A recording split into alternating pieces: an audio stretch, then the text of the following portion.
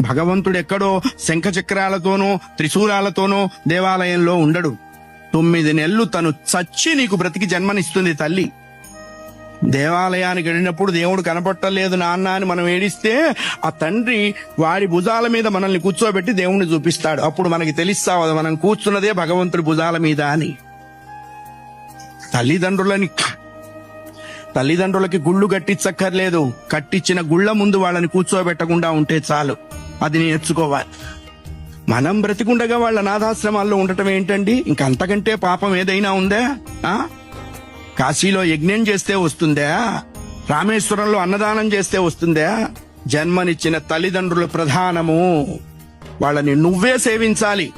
భగవంతుని సేవించకపోయినా నష్టం లేదు, బోల్డు మంది ఉన్నారు.